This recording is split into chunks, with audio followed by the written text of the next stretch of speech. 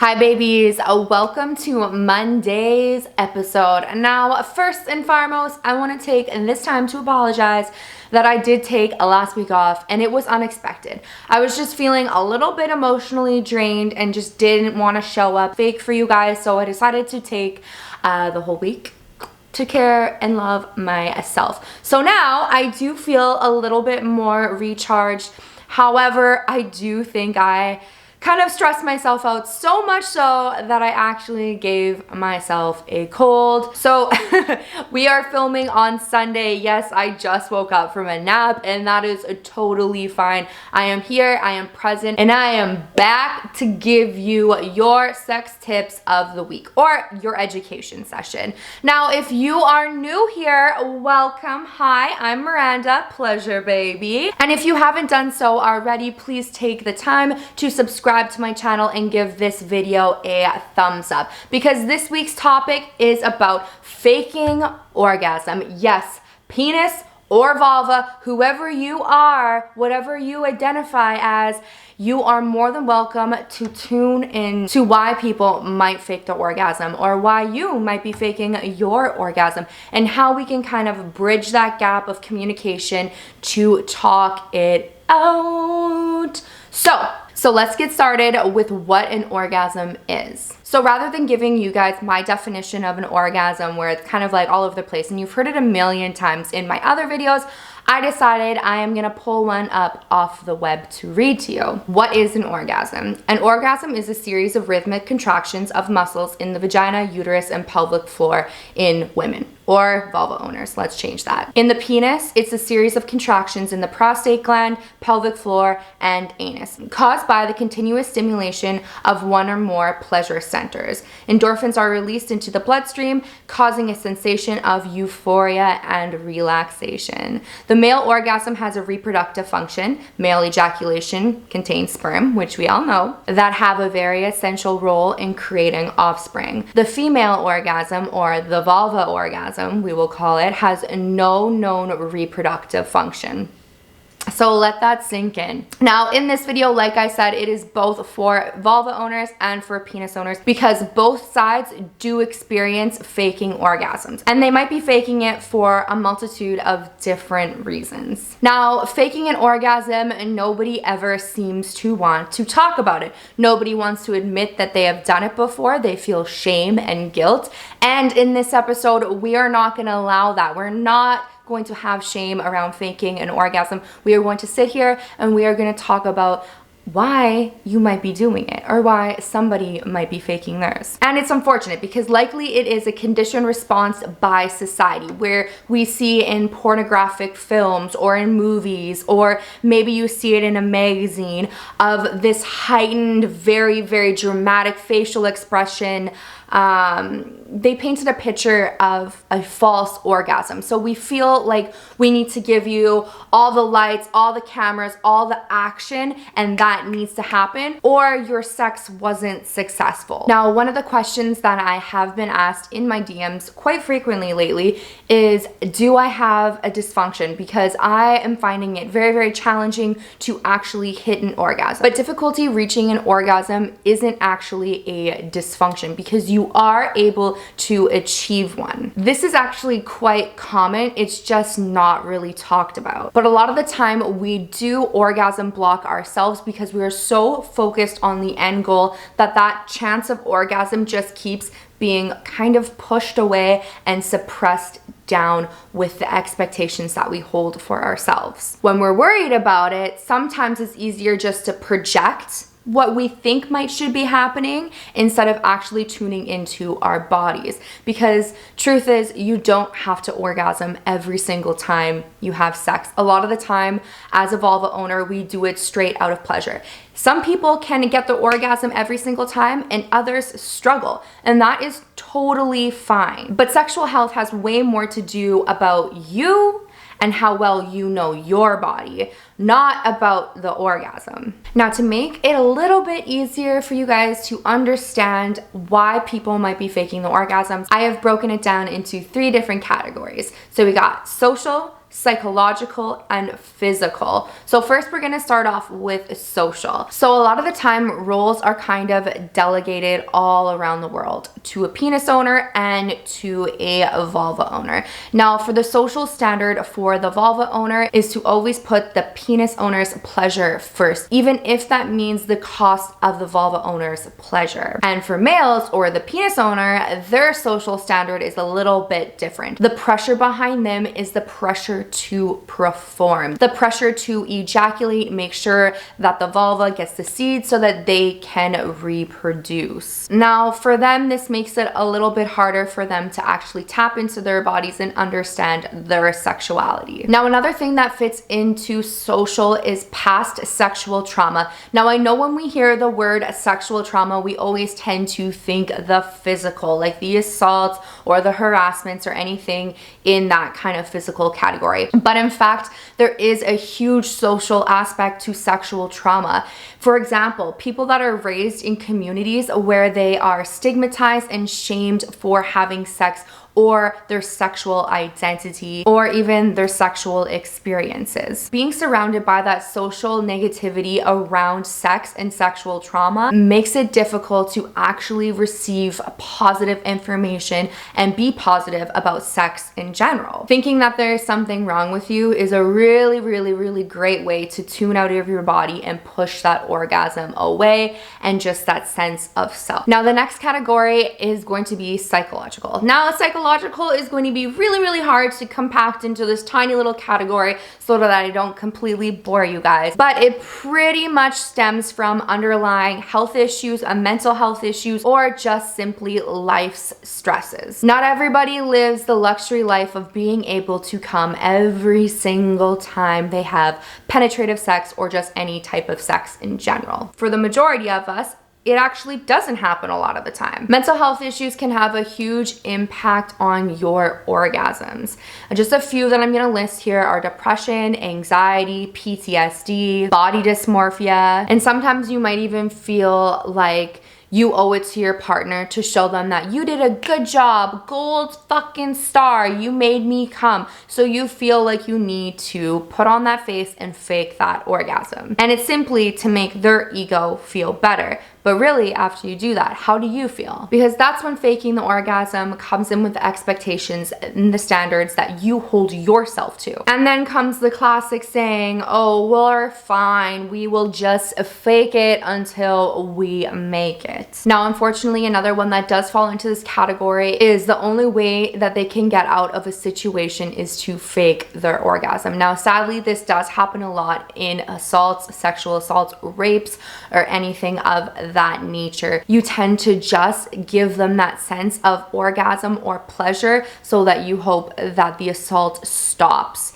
Now, that's on the more aggressive end or the more heightened end of the spectrum. However, lots of people do this in relationships when they don't feel like they're in the mood and they don't know how to communicate that over to their partner, or they have fear of anger from their partner.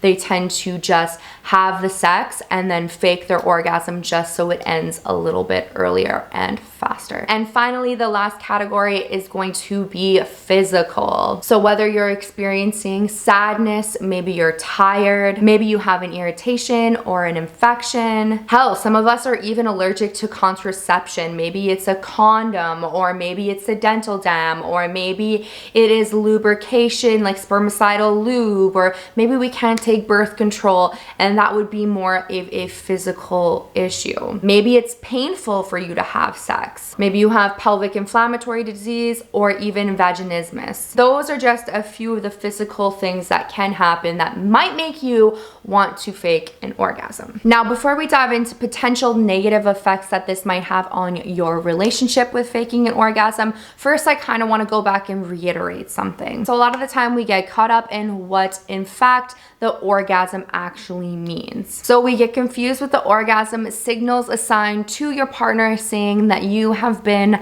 satisfied. When in fact, maybe if you are faking it, you have a loss of interest, or maybe it was too difficult to achieve one, or maybe you wanted to fake it until you made it to hit their ego right in the right place and make them feel good. But I'm telling you right now, the orgasm is not what makes a successful relationship, but the communication that you have with your partner to receive pleasure. Also, multiple other factors, but in the realm of sex, that is what I'm saying. Okay, but now we're gonna dive into some of the negative effects that this might have on your relationship. So yes, faking your orgasm is more of a short-term solution.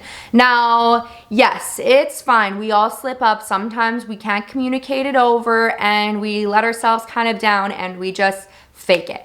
And I would be lying to you if I was sitting here saying I've never done it before. I have, and it's something that I think is a practice and that we all need to work on as a whole, especially for the vulva owners. But to consistently do this long term can be very damaging and detrimental to your sexual health and your sexual relations with others. If you keep faking your orgasm all the time, your partner will never ever learn how you actually want to receive pleasure. They already think they're doing a good job. In fact, there's no reason for them to try any harder because you have told them and given them the false hope of having an orgasm every time. Now, on the flip side, while faking your orgasm might save your partner's ego, it kind of also means something along the lines that you don't trust them enough to express yourself and say what you're actually feeling, physically and emotionally. And if you're sitting there thinking, no, I usually only do this when I am in a short-term relationship, i.e. like a one-night stand,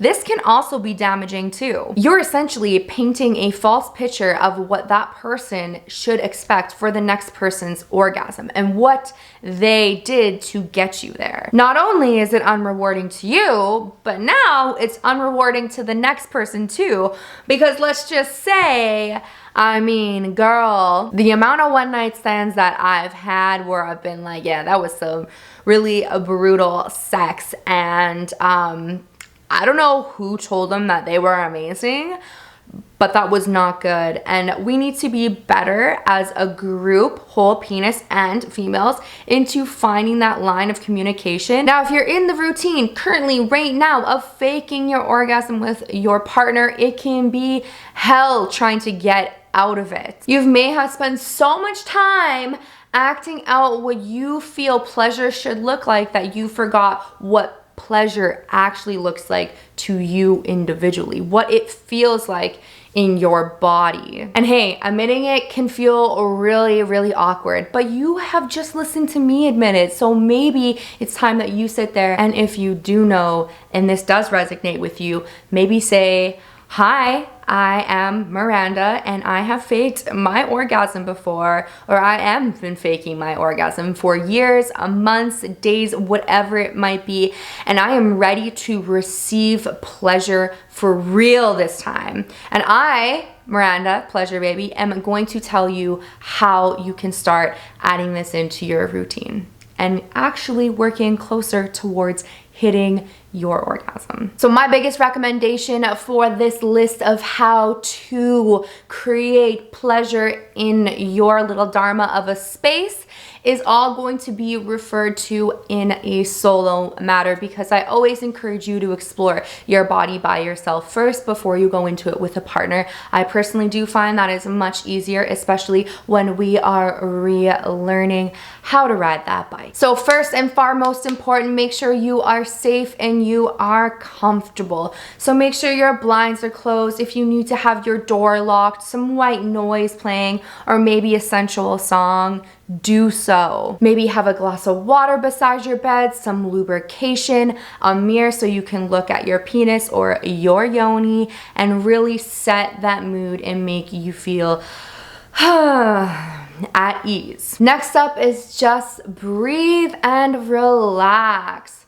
Take a breath in and then let it out. I love the method 4-4-6. So we're gonna breathe in for 4, hold up the top for 4, and blow out for 6. And you're gonna repeat that cycle about 5 separate times, just so you can kind of drop in and tune into your body and calm those nerves. Focusing on the orgasm too much pushes it away and stops you from feeling what is actually going on in your body in those different sensations. You must take your time with the foreplay. Caress those inner thighs, touch behind the ear, along the neck, stroke your chest, touch your nipples, play with your labia majora, your minora. Men, if you are having erectile issues, play with your taint. Touch that little piece of skin between your balls and your anus. Apply a little pressure there. That is a really good foreplay spot for self-pleasure or masturbation. The key here is to drop into your body and be present with no expectations. We are just trying to feel and receive what is coming in. Next up, if you are with a partner, please do not be afraid to listen and communicate with your partner. If something doesn't feel good, tell them, hey, move over here. This feels good. I like it when you suck here. I like it when you lick here. Learn to listen to your body. Your body will tell you what feels good and what doesn't feel good. And don't let your mind take over, because you are in your bodies. If something is going too fast or too slow, express that. Slow down. Hey, speed it up. Remember, sex is about the communication and the flow of the body and the vibrations going throughout. By communicating this over, you are able to discover a rhythm that both you and your partner can vibe at. And feeling heard is very, very essential in a relationship, both in the bedroom and out of the bedroom. And last but not least, do not forget to explore. Touch the zones that you think you might like, even if they are strange. A large part of achieving sexual satisfaction is understanding your own body and what you like. So yes, touch those zones that you think you might like. Maybe play a little bit with the booty hole, maybe play a little bit with a vibrator, or maybe a stroker, something to stimulate in a different way than your hands would or than a mouth would. And remember, you don't always have to be telling your partner what to do. You have hands too, and you can always add some self-pleasure in instead of communicating everything over. Remember, it takes 2 in the act, so let's make it a joint effort. All right, babies, I really hope you enjoyed this video on faking an orgasm and kind of how to get back into your pleasure.